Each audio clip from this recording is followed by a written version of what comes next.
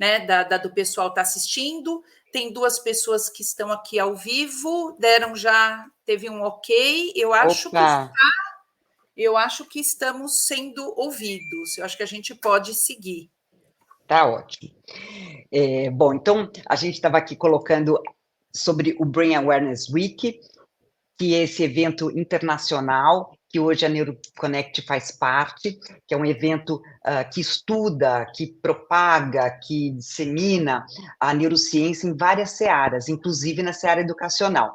E a gente fez questão de fazer parte e estamos felizes, né, de, pelo primeiro ano, abrirmos a Semana do Cérebro da Brain Awareness Week no Brasil. O nosso tema hoje é falar de neuromito, mas muito mais do que isso, é trazer a informação correta para você aplicar na sua prática. Então, professor, não se deixe enganar. Mais um slide, por favor. Eu vou começar aqui um pouco com esse tema, porque cada um de nós tem uma história com relação à neuroeducação ou à neurociência educacional. O que eu quero dizer com história? Tem pessoas que se interessaram, de repente, este ano, e estão aqui junto a esta live, ou vão assistir mais tarde, mas tem outras que já se interessam há mais tempo. Eu, por exemplo, comecei a me interessar por neurociência na educação, eu tinha mais ou menos uns 20 e poucos anos, quando eu fui fazer cursos lá fora, porque não tinha nada aqui ainda no Brasil, mas até para você ter uma noção, nos Estados Unidos, em Nova York, na Columbia University, tinha um curso que chamava Neurociência e Cognição. Não existia neurociência educacional ou neuroeducação, nada disso. Então, eu me sinto meio jurássica, mas, na verdade, também isso dá bastante consistência, né? Porque a gente faz um trajeto, a gente verifica aquilo que, de fato, faz sentido e o que não.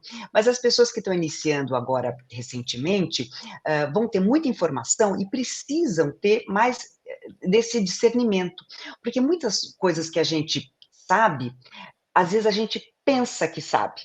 E com isso acontece e continua acontecendo comigo.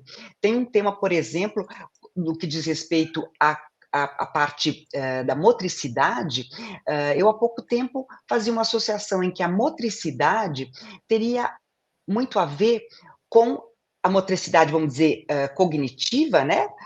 Teria muito a ver com a motricidade que acontece fisicamente, como se essa transposição do físico para o cognitivo tivesse muito mais conexão do que na verdade tem. Então, são muitas coisas que a gente precisa tomar cuidado, e principalmente cuidado para falar com os outros. Uma coisa é a gente no nosso estudo, outra coisa é a gente utilizar práticas que às vezes não são, não tem evidência e também não tem, porque a evidência científica é importante, importantíssimo, mas também a experiência é crucial. Então, o meu convite para vocês é ficarem sempre atentos na experiência junto à evidência científica. São 2 fatores muito importantes. Então, esses temas como aprender, o que aprender, aprendizagem, como que a gente desaprende também, que é bom a gente saber sobre isso, como que a gente reaprende, mas, sobretudo, como que a gente aprende melhor.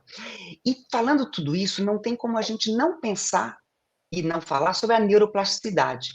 E também, este termo está sendo vítima de alguns neuromitos, como se a neuroplasticidade é resolução para tudo. Inclusive, vocês devem ver, no ponto de vista do marketing, que tudo a neuroplasticidade resolve. Acho que resolve até ter um marido bom, resolver problema de filho, aumentar o salário, não é? E eu coloquei aí essa frase: todo indivíduo aprende o que quiser.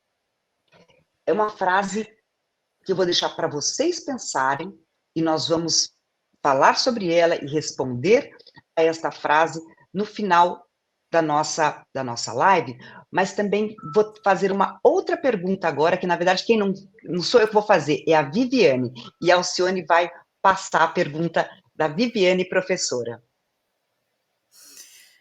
Eu vou colocar aqui a pergunta da Viviane, que eu acho que é uma pergunta de de muitos professores, né? De muitos que querem aprender melhor, querem saber como é que o cérebro funciona. Mila, você pode subir o vídeo para a gente, por favor? Que a gente vai disponibilizar aqui para passar para vocês. Né? A gente recebe muitas mensagens de professores querendo entender mais, querendo saber mais, e essa dúvida da Viviane a gente sabe que é de muitos, né, Adri? Você que andou viajando aí por todo o país perguntando para os professores, né, o que eles sabem, o que eles gostariam de saber, né? A gente vê um interesse muito genuíno, né? Mas a gente vê também muitos equívocos. Meu nome é Viviane, eu sou professora de educação infantil e a dúvida que eu tenho é se é verdade que as crianças que estão num ambiente com mais 2 idiomas podem apresentar dificuldade para falar e dificuldade também no seu processo de alfabetização. Obrigada. E aí, Adri? Essa é a dúvida da Viviane, né? É a dúvida da Viviane, e eu acho que de muitos dos internautas, de muitos dos professores, porque a gente ouve falar de muita coisa com relação à alfabetização, ao letramento, à melhor fase, como que as coisas podem acontecer com relação a 2 línguas ao mesmo tempo, e na idade, em que idade. Então, a gente vai responder isso também. E veja, e vai pensando, você aí que está nos ouvindo, que outras dúvidas você tem? Vai anotando aí, e porque no final a gente vai ter um espaço para a gente tirar suas dúvidas também, não só essas que a gente aqui está colocando. Mais um slide, Alci, por favor. Eu vou passar rapidinho por essa temática, porque a gente não pode falar de neuromito sem falar de neuromito. Então, eu vou passar rapidinho, só para aqueles que estão recentemente se aproximando aí no tema. Neuromito é um conteúdo baseado em um fato neurocientífico que até parece plausível, até parece razoável, mas não é. Então, muitas vezes a gente ouve, o cérebro é plástico, então todo o cérebro pode mudar, e todo o cérebro pode, se você está com problema de fala, você pode voltar a falar, se você tem um problema motor, você pode voltar a andar, e isso é muito sério, porque não é bem assim. Tem um aspecto que é fato, a plasticidade é fato, né? Não são só os seres humanos que têm essa faculdade, essa característica, muitos outros animais, vocês nem imaginam que a gente é parente disso quase que com como é que se diz? Com os pernilongos, com as amebas, porque é uma característica realmente da filogenia. Estou brincando, não tem a ver com a ameba não, tá? As informações que são erradas sobre o cérebro também incorrem num neuromito. Essas informações, elas vêm de uma interpretação que é equivocada de uma pesquisa científica ou de uma pesquisa neurocientífica. Muitas vezes a gente ouve algo, né? A gente ouve, olha, a pesquisa X falou sobre Y.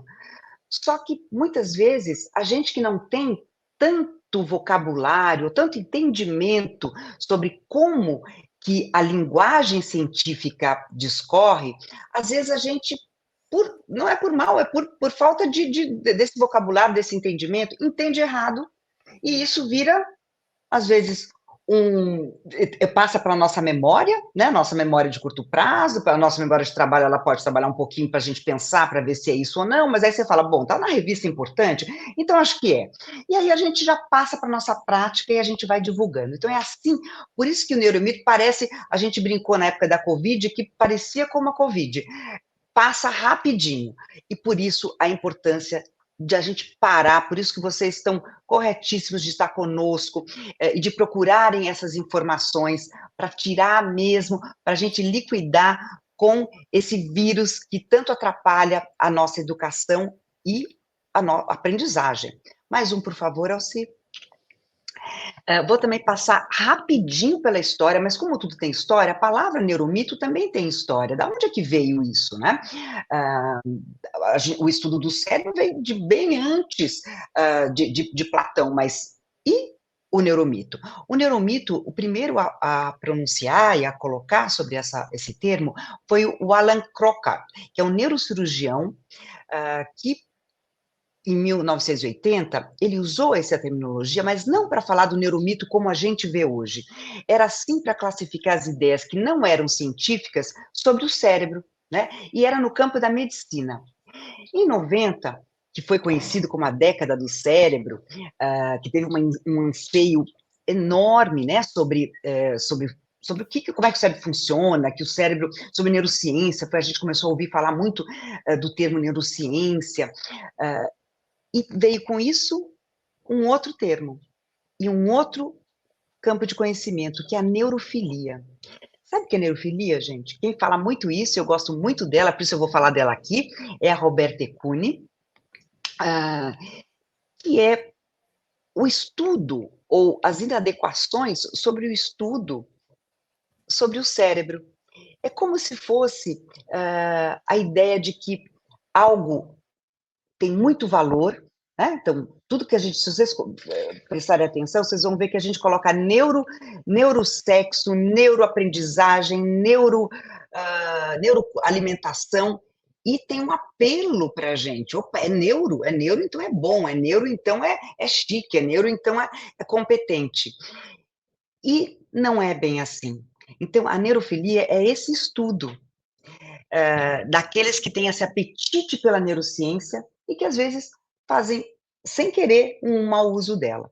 Em 2002, a OCDE lança, né, e abre essa conexão da neurociência na educação, que foi maravilhoso, porque aí a gente conseguiu ter um pouco mais de informação, sem ter que viajar, sem ter que comprar os livros, mas, sobretudo, na interface, né, dos profissionais. Em 14, se redefine o termo neuromito como um mal-entendido ou uma má interpretação de uma leitura de um fato científico estabelecido por uma pesquisa do cérebro. Então, não é só na área da medicina, e sim em qualquer outra área, inclusive na nossa área, na área da educação e também da saúde, que é onde eu transito também. E agora eu brinco que em 22, 23, né, porque foi quando nós fizemos, quando foi publicado o nosso artigo pela revista Brain Science, o que o educador brasileiro entende sobre o cérebro, sobre esse cérebro que aprende. O que ele sabe, o que ele não sabe e o que ele se confunde ou o que ele generaliza. Mais um, por favor. Então, essa nossa pesquisa também estará aqui no nosso trabalho hoje e também vamos deixar, obviamente, os links e tudo.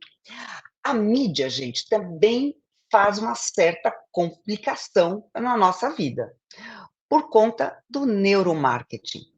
Porque se a mídia repercute o neuromarketing, que não é cuidado, que não é correto, que não tem evidência, a gente mais facilmente compra isso, né? Compra, estou colocando entre aspas, mas por quê? Porque a gente também sabe que quando as coisas são muito faladas, quando a gente ouve de uma pessoa que a gente admira ou que a gente confia muito, essa pessoa fala algo que porventura não tenha evidência, não tenha ciência, a gente acaba colocando esse conceito para dentro da nossa prática e isso nos atrapalha. Mais um, por favor. Mais um slide. Né? Eu vou colocar outras formas de como isso se espalha, além das revistas, dos jornais, da internet, que eu também chamei de mídia, né? Por um aspecto, quer dizer, essa circulação dos neuromitos, um passa para cá, que passa para lá, e que muitas vezes é por meio de um telefone sem fio. Eu até ouvi a coisa correta, eu até entendi a coisa correta, só que quando eu passo para uma segunda pessoa, e essa pessoa entendeu um pedaço só do que eu falei, vai passando, e aí a gente acaba, no final, lembra do telefone sem fio? Uma floresta, no final, vai virar o quê? Vai virar remédio, né? Assim, e não tem nada a ver uma coisa com a outra. Então, o distorcer o fato neurocientífico atrapalha muito.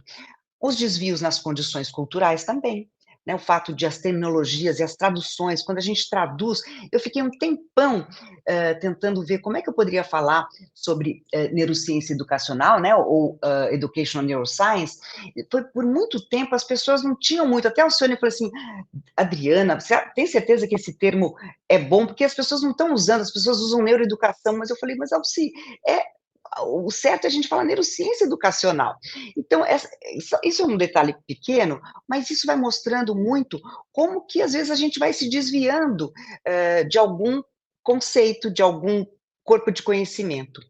E os neurogaps, né? Ou melhor, as lacunas, as simplificações, que é o que eu comentei anteriormente, e tem a ver também com o marketing responsável, daqueles jornalistas que não têm tanta segurança do que estão falando, e porque vende, porque gera mídia, as pessoas acabam falando. Então, vamos dizer, vamos lutar contra esses neuromitos e contra essas informações que, se não ajudam, atrapalham. Mais um, por favor.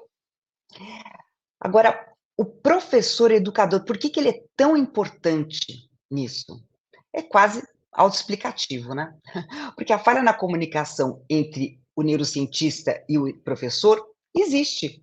A gente não tem uma relação tão próxima com aquele cientista ou neurocientista que está estudando um conceito ou uma experiência ou alguma relação entre uma parte do cérebro com como a gente aprende. É difícil para um professor ter que traduzir uma informação neurocientífica, porque a gente não tem na nossa bagagem como educador uma disciplina, a gente não se formou em ciência, né? A gente não tem os recursos, até é algo que eu acho importantíssimo, a gente precisa remodelar aí a grade curricular dos pedagogos e de professores para que tenha esse olhar, para que tenha esse apetite um pouco maior pela ciência, né? E com isso eu quero dar uma dica para vocês, caso vocês não conheçam, que é um artigo que chama Education and the Brain, A Bridge Too Far, que é a educação e o cérebro, uma ponte muito longe.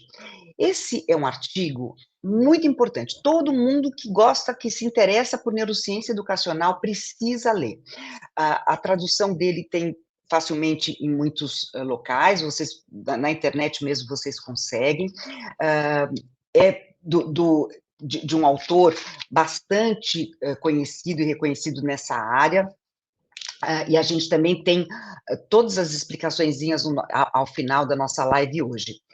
Ele colocou essa interrogação, mas de uma maneira muito cética, né? Quer dizer, uma ponte muito distante ainda. Como é que a gente une o cérebro com a educação? Era uma coisa muito distante. Só que isso está sendo revisitado por várias instituições, por vários grupos de pesquisa, por vários professores no mundo todo, e chegou a ter um novo artigo do Jared, que é o que mais eu conhecia, mas na verdade é uma parceria do Jared com o Gregory, que vocês estão vendo aí, que é uma ponte revisitada, apesar de ser muito longe, reenquadrando o argumento da neuroeducação de Breuer para a ciência moderna dos profissionais de aprendizagem. Então, ele repensa, né, essa relação. Será que está tão distante assim? Que coisas já são, que conceitos, que informações a gente já tem em comum, né? Quais pontos conectivos já tem a neurociência com a educação? E a gente sabe que hoje tem vários. Mais um, por favor. E por isso que agora comentei anteriormente desse nosso artigo, né, que saiu na Brain Science. Esse artigo, ele traz algumas considerações importantes. É o primeiro artigo dessa natureza, né, brasileiro, que fala sobre a neurociência, o conhecimento da neurociência e o endosso dos neuromitos entre os educadores no Brasil, né? Qual que é o cenário, então, no nosso país? A gente fez o seguinte, vou passar rapidamente, depois quem se interessar pode encontrar mais informações tanto no artigo, o artigo está em português também, está no site da Neuroconnect, e tem também um artigo que recentemente eu escrevi, que está na revista Educação, tá? Então, lá também tem um artigo bem bacana, mais simplificado sobre esse tema. Mas nós criamos 28 afirmações que foram divididas em 7 categorias. A gente criou afirmações sobre quais são as características do cérebro. Criamos também afirmações sobre quais são as funções cognitivas e executivas que dizem respeito, né, concernentes à educação, à neuroeducação, à neurociência educacional. Neurofisiologia e aprendizagem, qual que é a relação? Sentimentos e aprendizagem, quer dizer, as emoções, né, tem correlação ou não com a aprendizagem? Alfabetização, leitura, letramento e a escrita. Os distúrbios de aprendizagem e as estratégias e os métodos de aprendizagem. Então, a gente criou, para cada uma dessas afirmações, né, para cada um, perdão, dessas categorias, nós criamos diversas afirmações. Afirmações que eram corretas, que não eram corretas, que tinham baseadas em evidências científicas, que não. E, com isso, gerou esse nosso artigo mostrando o que o professor brasileiro acredita ou entende sobre como o cérebro aprende. E a gente viu que o professor, ele até que conhece bastante coisa. Principalmente, e a gente tem que fazer esse detalhamento aqui agora, que como foi uma pesquisa baseada foi pela internet, na verdade, é claro que a gente não teve um termo não teve aqueles termos que a gente faz, onde o sujeito, ele diz que ele não está sabendo de mais nada, que diz respeito à pesquisa, que ele tem dúvidas. A gente fez de um outro formato, onde as pessoas livremente elas poderiam se inscrever, mas quem é que se inscrevia? Quem se interessava.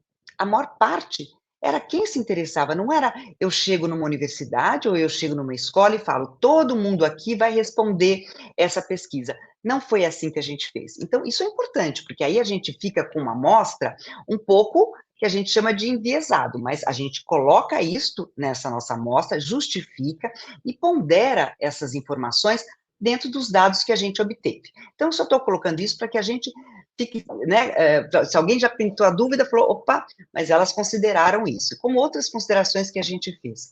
E eu vou dar um spoiler aqui dessa pesquisa, porque vai muito interessar a todos nós.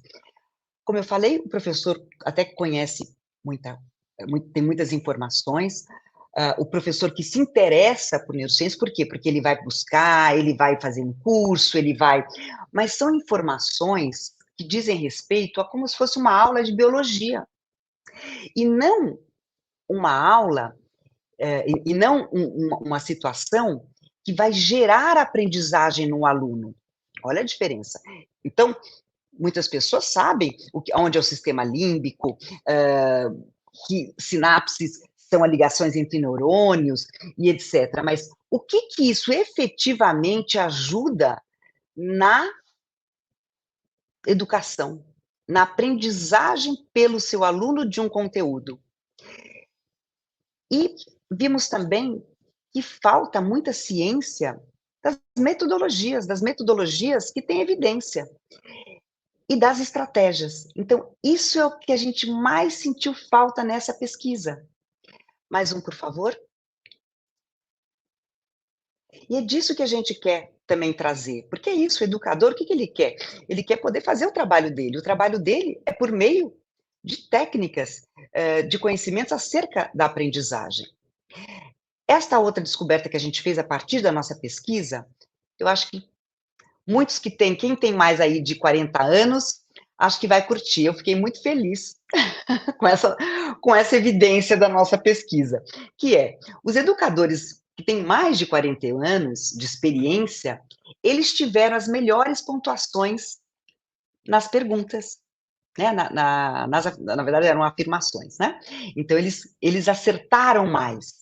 Os educadores que ensinam em universidade, então, que tem mais tempo também de vida, tiveram uma performance mais significativa do que os demais.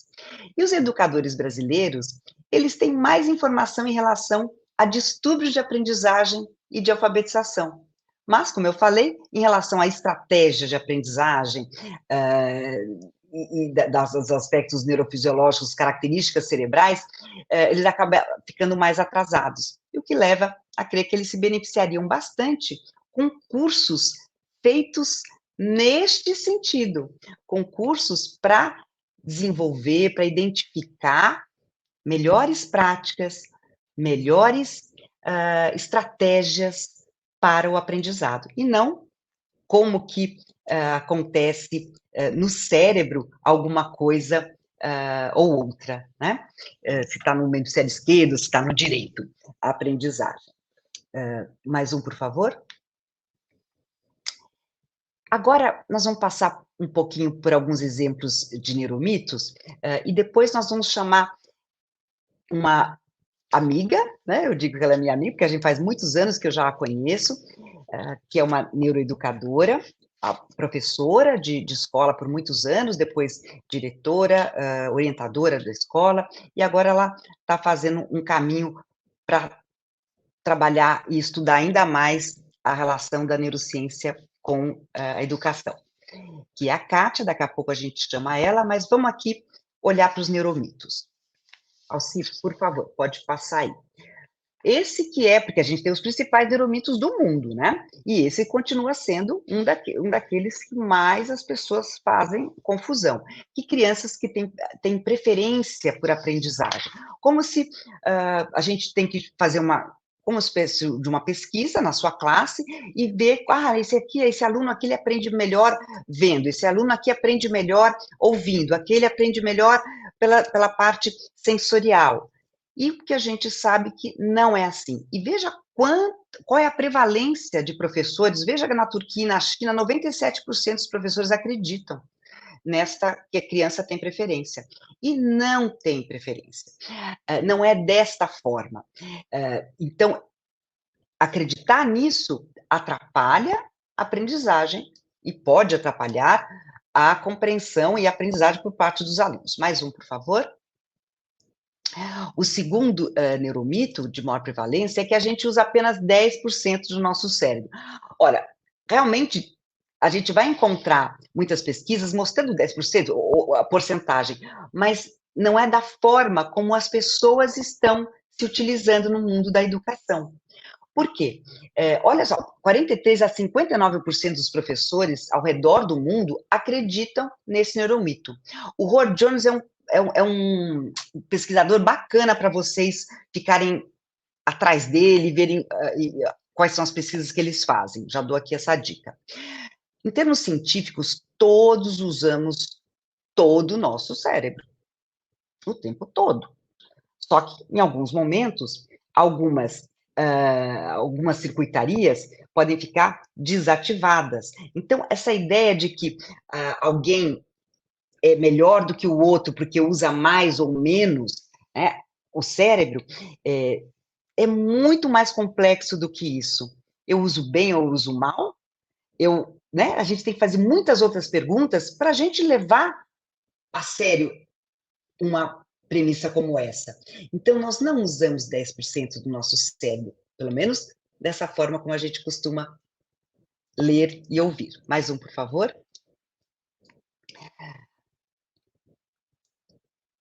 Alci, preciso de mais do próximo. Meninos e meninas têm cérebro maior, quer dizer, meninos têm um cérebro maior que meninas, e é por isso que eles são mais inteligentes. Oh, meu Deus, falar isso hoje, em pleno movimento feminista, né, do feminismo, ou das feministas, olha, a pessoa está sendo corajosa, né, de manter essas premissas ou essas informações. Gente, realmente, todo mundo acho que riu, né? Principalmente se a maioria é mulher, também deve ter rido desse absurdo. O que existe é uma diferença anatômica, né? Homens, a gente sabe que normalmente eles são maiores, têm os músculos mais fortes, mas isso também não significa que uma mulher não possa ser forte, né? Então, eu acho que é muito interessante, importante a gente ressignificar isso para nós mesmos, porque você imagina o que está por detrás de muitas das coisas que a gente aprende hoje, pode estar essa premissa aí, pode estar essa informação. E por isso que foi tão desigual, né? As chances, as oportunidades entre homens e mulheres. Então, olha, não se tem uma diferença significativa entre meninos e meninas desse ponto de vista, por exemplo, de aprendizagem da matemática.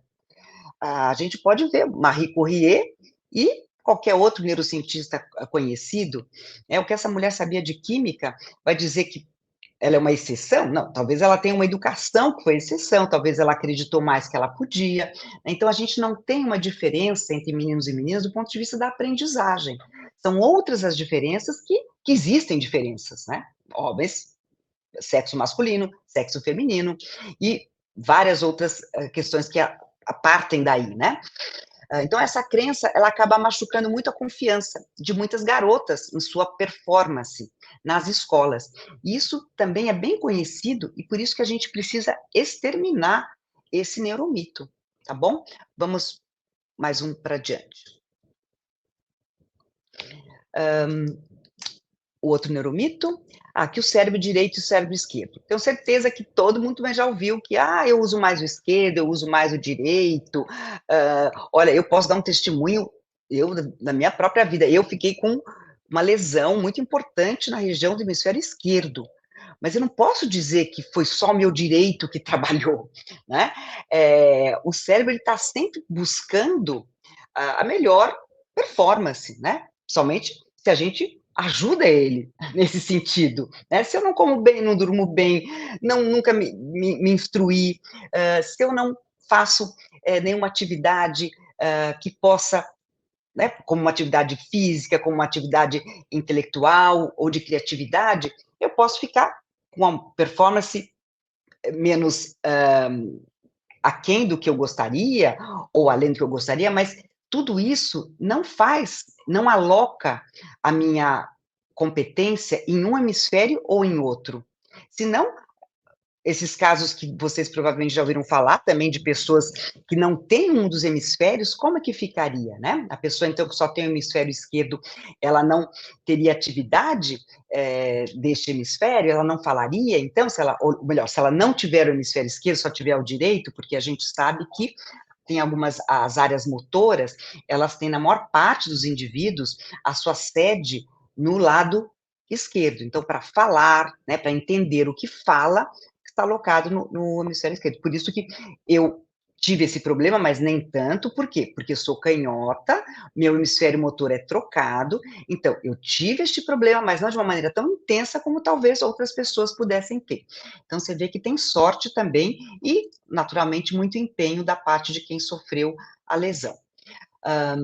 Cérebro esquerdo, que sempre disseram que era mais lógico, e o direito mais artístico. Então, isso também é um neuromito.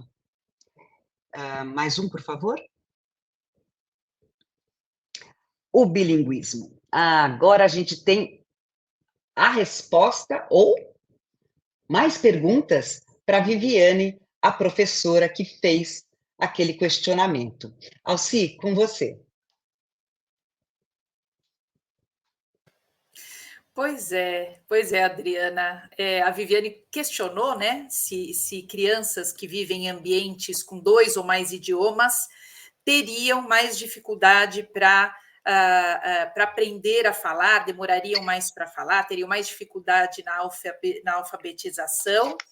E o que aparece aí é que isto não é verdade, né?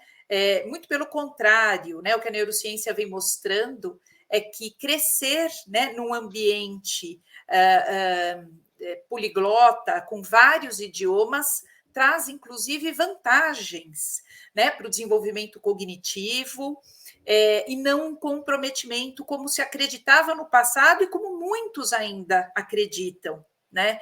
Evidentemente, né, Adri, como você sempre fala, exigir que uma criança tenha proficiência em mais de um idioma, proficiência na escrita, proficiência na gramática, pode, de fato, né, ser algo que sobrecarregue a criança, né, mas de modo algum ela viver nesse ambiente, né, e que é muito comum em vários países, às vezes os pais falam um idioma e na escola falam outro idioma, né? Às vezes a parte da família fala um idioma e uma outra parte da família fala outra. Isso traz uma vantagem cognitiva para a criança. E aí até eu queria comentar que trazer comentários dos nossos participantes, né? A Carla falou aqui para a gente da importância da transposição didática, né? Como é sempre um desafio esses conhecimentos científicos serem transpostos, né, para a prática do professor. E a gente tem aqui a Janaína Pereira falando: olha, meu sonho é ver os professores sedentos por levar esses conhecimentos para usar em sua atuação, em sua prática docente, e usar adequadamente, né? A gente está... Aqui a Flávia falou: ouvi falar em neurociência na especialização que estou fazendo agora. Reforçando isso, né, Adriana, que a gente tem dito que a formação básica do professor não contempla, muitas vezes, essa área. E temos aqui a Lavínia, né, de Natal, do Rio Grande do Norte, que está aqui com a gente. A Jusilene, né, falando, né, que bacana, que tema importante. E o pessoal, então, está bastante interessado, bastante envolvido. E antes de eu chamar a nossa convidada, né, Adri, algo que apareceu nessa nossa pesquisa é que justamente os professores da educação infantil são os que menos sabem sobre neurociência e que mais acreditam em neuromitos. E hoje nós sabemos da importância da educação infantil, a própria neurociência vem reforçando isso, para o desenvolvimento cognitivo, para o desenvolvimento integral. Então, é preocupante que os educadores infantis brasileiros tenham menos conhecimento e que acreditem mais em neuromitos, né? Isso acaba, evidentemente, afetando a sua prática pedagógica de uma maneira, ou podendo afetar de uma maneira negativa. E aí eu vou chamar a nossa convidada, a nossa querida Kátia Chedid, para compartilhar aqui a experiência, o conhecimento dela com a gente. E, Alci, eu quero só aproveitar e falar que, sobre o pessoal de Natal, a professora Karina, do IFRN, que, além de ter gravado um vídeo para a gente, divulgou muito a nossa live. Então, olha, obrigada, professora Karina, e obrigada a todos aí do Instituto aí de Natal, os professores e todos aqueles que estão aí na luta de promover a neurociência e, sobretudo, de promover a educação. E, desculpa, e agora um beijo para Kátia. Abre teu microfone, Kátia, por favor. Abre seu microfone. Isso. Tudo bem, meninas? Obrigada pelo convite. Fico muito feliz de estar aqui para falar um pouco sobre neuromitos e ouvindo vocês falarem. Tem algumas coisas que eu sempre falo, principalmente essa parte da neurociência não presente na formação do educador. É muito importante que os cursos de pedagogia revisem essa falha, né? Porque a gente tem ali professores que trabalham com aprendizagem. A gente sabe que o cérebro é um órgão importante e talvez essencial para a aprendizagem, e a gente não sabe como é que o cérebro funciona. E mais, muitas vezes o professor trabalha numa faixa etária e não sabe como acontece o desenvolvimento dessa faixa etária, e aí gera muito mais neuromitos. Uhum. É verdade. E Kátia, que interessante, né? A gente, quando eu brinquei aqui, falei que você, né, que nós somos no período jurássico aqui da neurociência educacional, eu estou brincando, mas é porque é muito importante isso. 20 e poucos anos, né, Adriana? Isso. E não é nem por causa da idade. Quando eu brinco e falo do Jurássico, é assim, todo o esforço que teve, né, até hoje, para a gente aprender, desaprender. A gente teve que desaprender muita coisa, né? E já ficar com uma bagagem a ponto da gente poder dizer ou passar informações, não é? Não digo que hoje tem formações boas e pessoas que são bem mais jovens e que estão há muito menos tempo na neurociência e que também fazem um bom trabalho. O que eu estou chamando a atenção aqui é desse tempo, né, dessa trajetória que houve, até, e com certeza daqui para frente ainda a gente vai ter muitas outras mudanças, porque ciência é isso, né, a gente prova uma evidência até que se prove o contrário, não é? E a gente também, em termos do Brasil, por isso que eu fiquei muito surpresa quando eu soube que não havia uma pesquisa nacional sobre o que o professor brasileiro sabia sobre neuroeducação, ou sobre como o cérebro aprende. Eu fiquei, sinceramente, então, porque nem tenho nem fiz uma carreira, né, dentro da ciência, a minha ideia é usar a ciência para eu me certificar daquilo que eu falo, né, e nesse sentido é que surgiu essa pesquisa. Mas veja só, no Brasil ainda tem muita coisa para a gente caminhar, não é? Então, por isso que eu estou dizendo, a gente caminhou muito, mas, ainda tem muito, é isso que eu quis dizer. E tem muito desconhecimento, né, Adriana? Muito, porque, assim, eu acho muito. que lá no início, eu lembro de um termo que você usava, que eu emprestei, que você falava que a gente era neurocuriosa. Uhum. Não sei se você lembra. A Sim, gente e eu emprestei conhece há o Nelson Anunciato. Então, olha só, a gente precisa dar nome aos bois, a gente não pode, esse telefone sem fio não pode acontecer. Realmente, eu falava de neurocurioso, porque a gente não tinha essa formação, mas e eu havia pego esse termo do Nelson Anunciato, que eu chamava, na época, na casa dos meus pais, para fazer grupo de estudo de neurociência. Eu acho que eu tinha uns 22 anos. Então, a gente. E assim, claro que aquela pesquisa, aquele artigo do Brewer falava, não, mas não existem evidências, não existe nada ainda. O próprio Fischer, né, que falava, olha, não tem tanto dado, mas a gente que trabalhava com educação suspeitava que teria, né? E hoje você vê.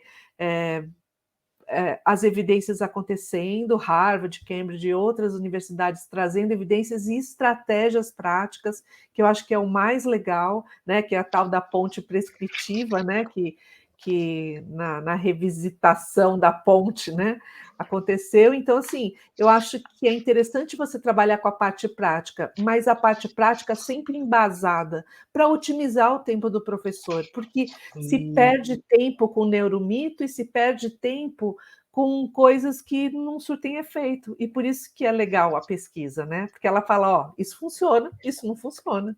É isso. Perfeito. Sim, e a gente quer também economizar uma trajetória eu vejo muitos professores que às vezes perguntam, Adriana, qual que é o melhor curso? Que curso que eu faço, né?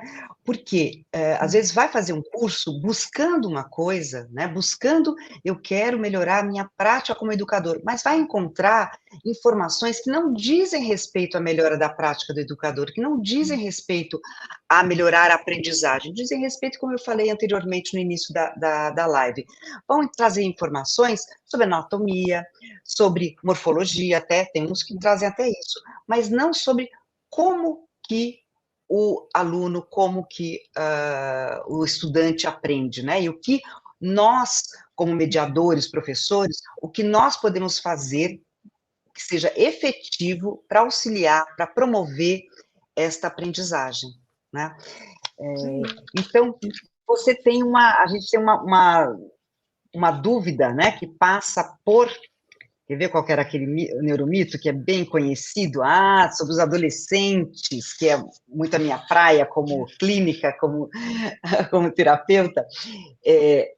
Os adolescentes, é verdade que eles não dormem, ou melhor, que eles têm uma dificuldade muito grande para acordar, que é uma dificuldade realmente da área neuro e não da área da preguicite?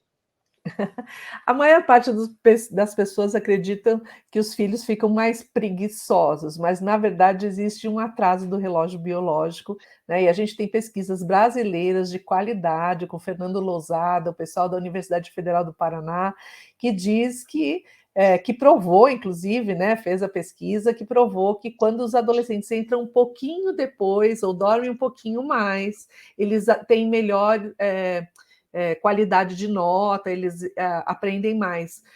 Uma coisa interessante que está relacionada a isso, Adriana, é que assim, o adolescente, além de atrasar o relógio biológico e ter que dormir mais, ele acaba se convencendo que é melhor dormir do que comer. Então, muitas vezes, ele vai para a escola sem um café da manhã.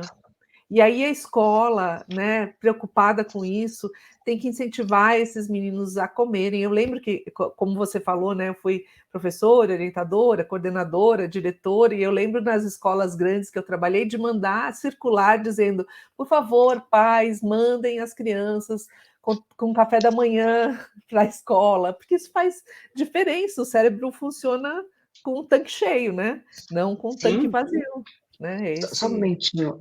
Desculpa, sabe por quê? A minha conexão aqui. A fonte de energia do meu computador, por favor. Tanta coisa que a gente viu, né? Um detalhe, assim. A sorte que a gente tem aqui apoio. E tem uma outra coisa também, além dessa substituição que às vezes eles fazem, tem também o fato das meninas, né, nessa fase etária, na adolescência, elas querem emagrecer, né? Existe ainda esse mito também, né? De que eu sou bonita porque eu sou magra. Né? Que a gente também precisa derrubar isso, porque a beleza não está aí, né? É um preconceito, às vezes é um preconceito da própria adolescente, e tudo isso faz com que se atrapalhe ainda mais toda essa fase que a gente sabe que, bom, eu acho adolescente o período mais incrível, né, que existe mesmo, você também ama, né? Acho que a gente que gosta de estudar a neurociência educacional, a gente se interessa muito porque é muito intenso, até se não fosse pelo autocontrole, pela falha do autocontrole, eles seriam, assim, né, espetaculares em termos de mandar o meu aprendizagem. trabalho de funções executivas no adolescente. Ah, que ótimo. Vou querer. Muito legal, não vou querer ver, sim. E então, assim, completando essa informação, né, que você também está trazendo né, e muito importante da gente falar sobre isso, porque as escolas, imagina se a gente falar para uma escola particular, ou mesmo uma escola pública, né, olha, gente, vamos mudar o horário de funcionamento das aulas, a gente começa, então, às 8h30, 8, né, tem escolas americanas, e até escolas aqui no Brasil, que até fazem isso, mas a gente, né, a gente não quer também trazer nenhuma bomba atômica para nenhum sistema de ensino, mas acho que a Kátia também vai ter dicas. Como que a gente resolve, então, essa questão, né? Uma coisa é a gente ter a ciência. Bom, é verdade. O adolescente, ele tem um sono diferenciado pela própria, não é porque ele é preguiçoso, não é porque ele está a fim de só fazer nada ou fazer outra coisa, mas pelo processo do desenvolvimento do próprio cérebro dele. O que a gente pode fazer? Eu vou dar uma dica, vou pedir para a Kátia dar outra. Quem começa? Eu sou sempre A. Sempre a primeira, acho que eu vou com K agora. Começa com Kátia. Tá bom.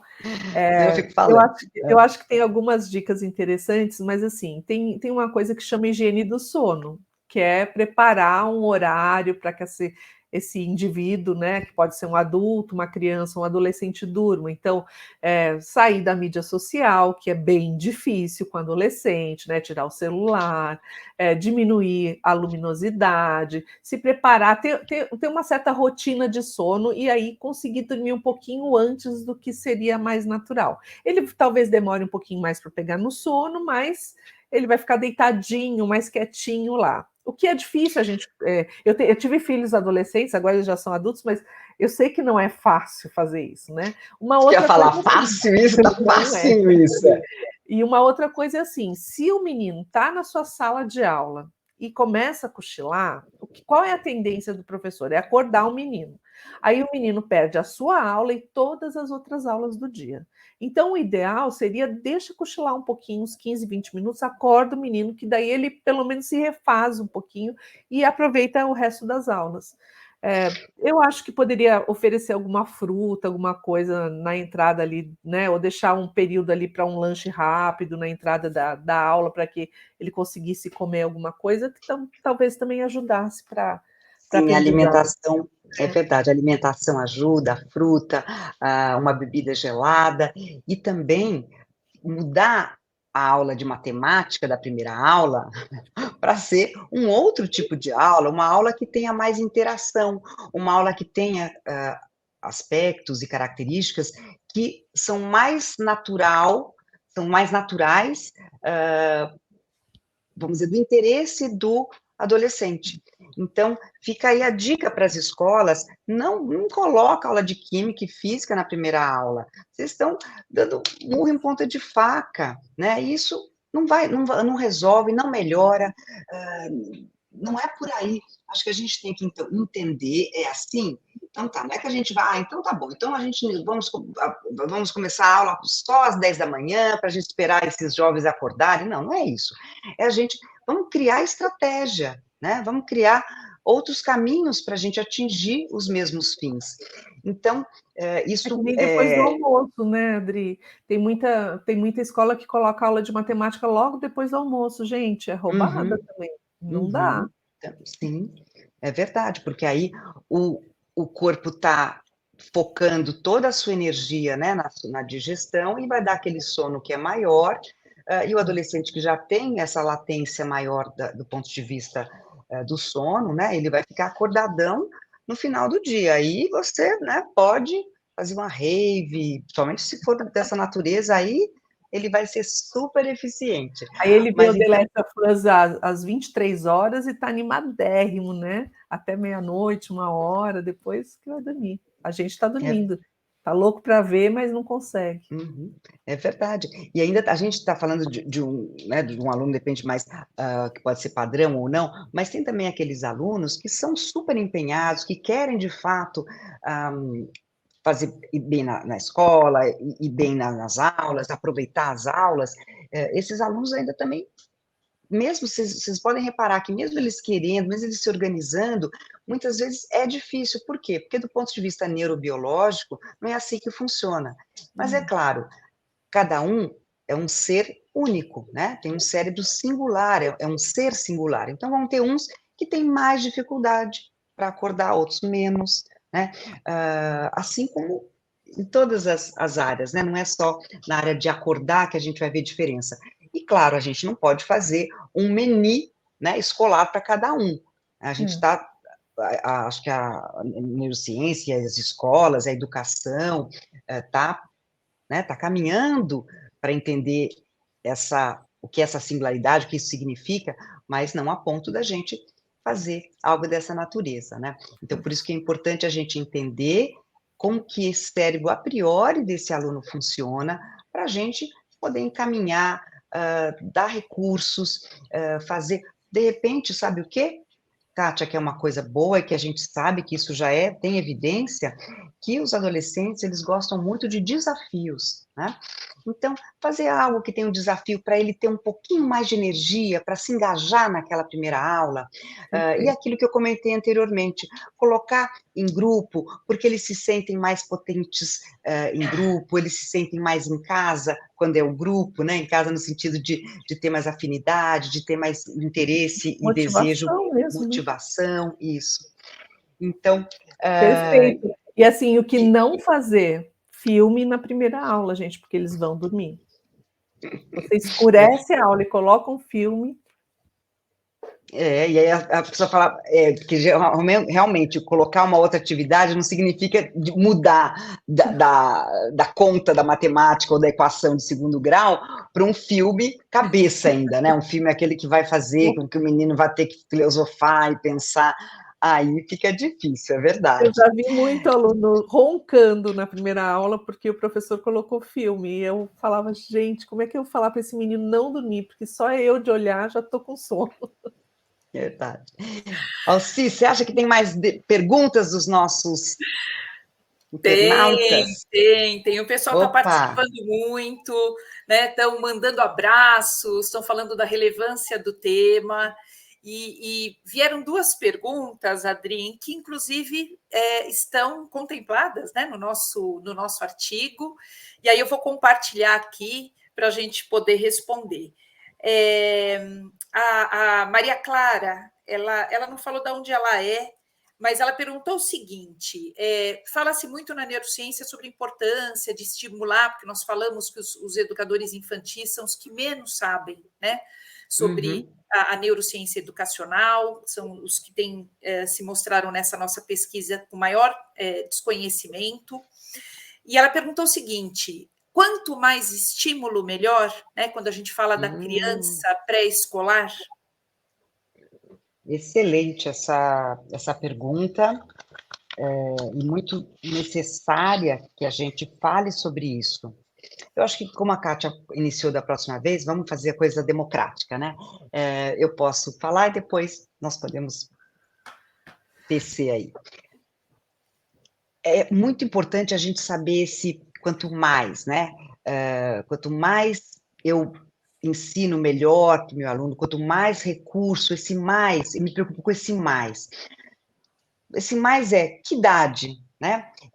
Que momento, que situação a gente está falando. O que a gente sabe é que nós temos os tempos, né? As janelas de oportunidade, a gente tem várias informações que podem ajudar que nós tenhamos balizas, né? Que a gente possa ter referências, mas o aluno também dá muito essa resposta para a gente. Por isso, o grande desafio do professor é fazer com que o aluno se sinta curioso, porque a curiosidade dele vai nortear, vai criar esse caminho e a intensidade desse caminho. Então, acho que o mais importante até do que a gente se perguntar o quanto a gente pode ministrar de conteúdo para esse aluno é como que a gente está mobilizando a motivação e a curiosidade desse aluno. Eu queria Com você, complementar Kátia. com duas informações. A primeira, assim, o conteúdo, né, o que a gente quer ensinar, entra no cérebro através dos sentidos. Então, se você estimular todos os sentidos, né, ter alguma coisa auditiva, visual, tátil, bacana. Mas se for uma overdose, existem pesquisas, inclusive, que dizem assim: se você colocar muita cor, muito mural, muita coisa na sua sala de aula, a tendência é a dispersão, não é o foco.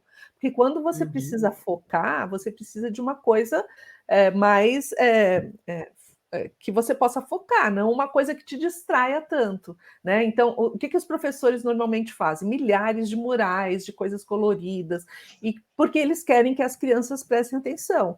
E, na verdade, isso só faz com que as crianças desfoquem. Então, assim, quando você fala em mais, eu concordo 100%, porque o que é o mais? O mais é mais cor, mais mural, mais estímulo, é tanto estímulo que você perde o foco, ou o mais é você proporcionar estratégias que a criança possa aprender através de vários sentidos, né? Aí, ok, você pega estratégias mais ativas, estratégias mais focadas, que a criança se coloque de forma motivada para aprender. Tem diferença, né? Muita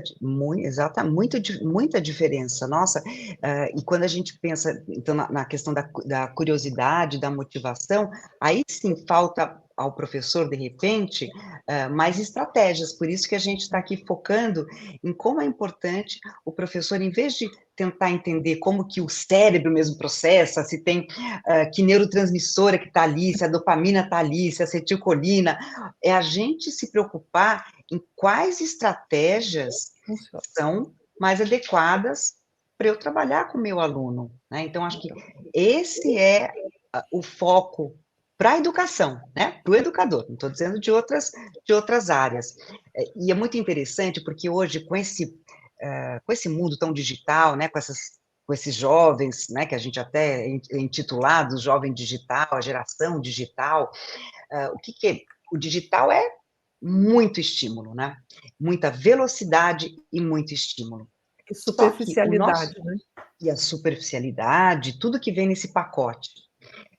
Tem coisas muito boas, né? Dessa velocidade, de tudo que vem do mundo digital. Olha só, nós aqui falando com o pessoal de Natal e tudo mais, mas a gente tem um outro lado, que é o lado que a gente precisa ou corrigir, ou ficar atentos, ou desviar um pouco o percurso.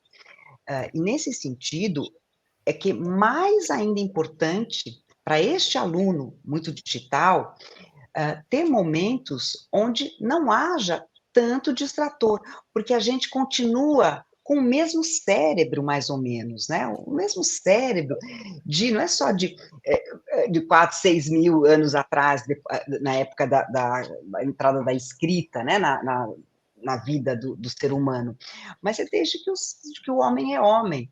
E a gente, né, a gente é um pedaço pequeno, a gente precisa entender, a gente precisa cair na nossa humildade, né, entre ser humano, né, que a gente é um animal, assim como outros, a gente realmente evoluímos porque nós conseguimos mudar as coisas muito mais do que qualquer outro ser vivo, mas que a gente ainda tem essas características. Aprender ainda não é feito num clique, né? Aprender é um processo que é longo e que é árduo, e por isso que é bom, e por isso que como é que fala? Quando o outro não pode fazer para a gente, me fugiu agora a palavra. Né? É seu, né? Tinha uma outra palavra que eu queria achar, mas enfim, intrínseco, seu é também pertinente. E esse processo, imagina, antes da gente aprender alguma coisa, a gente tem que colocar a informação aonde? Na nossa atenção, no nosso foco. O nosso foco vai se manter porque você precisa estar motivado, porque você tem curiosidade, ou porque você tem algo a mais ali que está te linkando ali. Aí vai passar por vários processos até chegar na memória de longo prazo, né? Então, assim, é muito processo para um clique resolver. Então, hoje, pessoal, na hora que falarem para vocês, né, ou seus próprios alunos, não, porque a gente sabe muito mais, olha, vocês têm mais informação, mas não conhecimento. Informação eles têm, porque é uma informação atrás do outro, e eu realmente não dou conta, mas o conhecimento é diferente. O conhecimento é processado, né, igual um bolo ou um cookies, que o aluno queira entender como resultado desse processo. Mas não é assim, não. Na alfabetização a gente vê muito isso, né, Adriana? Que o menininho começa a escola e a mãe já quer que aprenda a ler e escrever, sendo que ele nunca teve nenhum aprendizado anterior, porque sempre fizeram tudo por ele. E aí, quando você não aprende a aprender, né, antes, você não aprende sozinho. Isso é muito importante para os pais saberem. Eles têm que deixar a criança aprender antes, né? Então, assim, é bem muito difícil. Bom. Nossa, tem isso aí é uma outra, esse é um outro tema maravilhoso para uma outra live, hein? Vamos lá. Autonomia, né, Adri, Kátia? E aí teve mais uma pergunta do José Carlos de São Paulo. Se a criança não aprende a ler, se ela não é alfabetizada adequadamente até os 7 anos, ela vai ficar com o processo de leitura e escrita comprometido para o resto da vida? Olha que pergunta legal, né?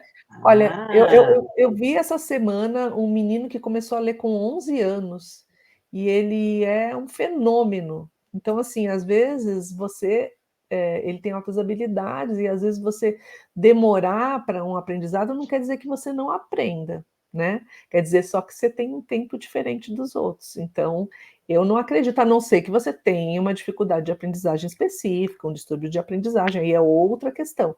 Mas se você só demorou um pouco mais, eu não vejo problema. É que a gente costuma botar todo ser humano na mesma caixinha, né? A escola faz isso, né? E a gente faz isso também, porque a gente compara o filho da gente com o filho do outro, já andou com 9 meses, andou com 10, enfim.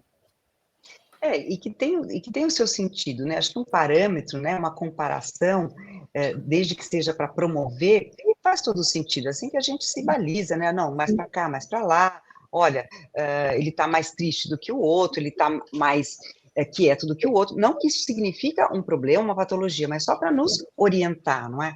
Mas essa pergunta eu gosto muito dela, porque ela também tem a ver com a pergunta que eu fiz lá anteriormente, que eu falei que eu ia no final responder, que se a gente pode aprender tudo a qualquer tempo e a qualquer hora, como muitas vezes a gente ouve por aí, em nome da neuroplasticidade. Ora, todos nós temos um cérebro plástico, então todos nós podemos aprender. Tudo bem, já sabemos que a aprendizagem nos primeiros anos de vida ela é mais veloz, ela é mais rápida, ela é mais promotora, né? A gente tem um terreno mais fértil, como se fosse um terreno bem adubado, né? Mas é muito importante realmente a gente refletir sobre isso, o quanto que e é muito sério agora o que eu vou falar, e vou ter que ser corajosa para falar, mas vou falar. Os primeiros anos de vida, eles são muito importantes. Então, esse negócio da gente dizer que, podemos negligenciar os cuidados essenciais de uma criança até os 7, 8 anos, porque depois o cérebro é plástico e ainda é uma criança, ainda não está na adolescência, então ele pode correr atrás, né? Não é bem verdade. A gente sabe que vai ter, talvez, uma porcentagem pequena das pessoas que conseguem. Por isso, a importância da gente olhar com muita seriedade, não é só olhar, é fazer algo. Hoje tem ONGs maravilhosas, tem desde da ONG de 0 a 6, tem também Maria Cecília Vidigal, tem também, bom, e outras, né, que a gente conhece, que fazem um trabalho belíssimo, né, trazendo literacy, trazendo informação e mobilizando as escolas, as instituições, as pessoas, os órgãos governamentais, mas a gente não pode tirar o foco disso.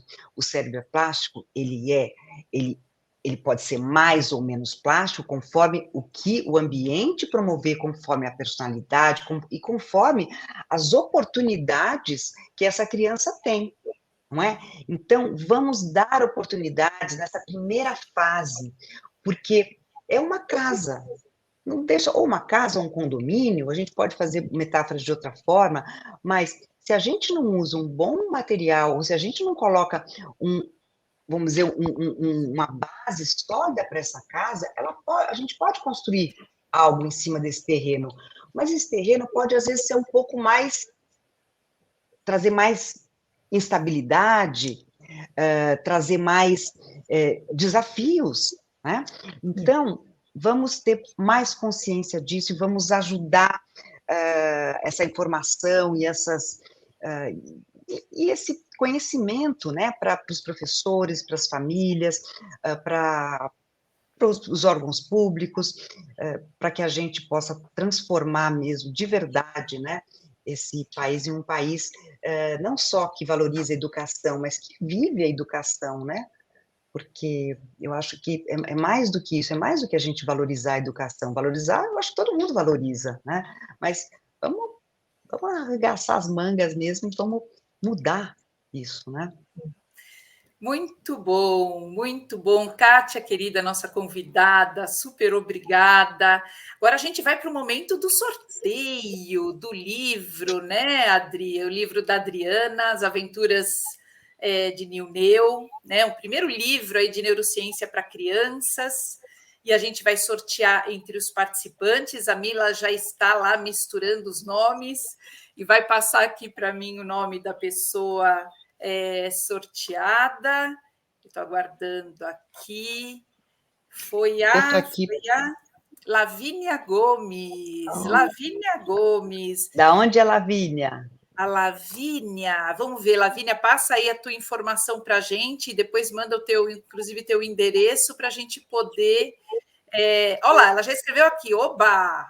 Para a gente poder enviar as aventuras do Neo para você, né? Que é um livro super bacana, super bem ilustrado, né? E para começar a trazer para as crianças o interesse também pelo funcionamento do cérebro, que é outra coisa que é super importante, né? Que as crianças, que os adolescentes também entendam e possam aprender a importância, né, de cuidar da sua mente, de cuidar desse órgão tão fundamental aí para a vida e para a aprendizagem. E para vocês todos que estão aqui, né, Adri? Em 3 dias a gente vai disponibilizar essa live, vai ficar gravada, vocês vão poder ouvir de novo o que a gente trouxe aqui. E a gente vai disponibilizar também os slides, né, com as referências, com os temas que foram trabalhados. A slide vai ficar os slides vão ficar disponíveis no site da Neuroconnect, a gravação também. E aí vocês podem ir para a despedida de vocês, né, Adri? Kátia, por favor, você como nossa convidada. Eu agradeço o convite, estou à disposição para outras lives de outros assuntos. E muito obrigada. Tomem cuidado, meninas e meninos, com esses neuromitos, porque eles podem não otimizar o trabalho de vocês na sala de aula.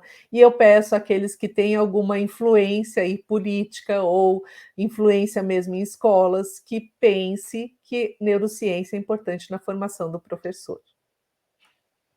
Esse Que bom, vamos aqui reforçar essa ideia, porque ela é fundamental que a gente tenha não é só a gente aprender sobre as habilidades socioemocionais, que já foi fantástico, é algo que a gente já está trilhando também, né, todos os educadores e todo mundo que é envolvido com essa causa, já vem trabalhando e vem mostrando a importância desse conhecimento, mas como o cérebro aprende é realmente fundamental para estar no currículo de um curso para a formação de um professor.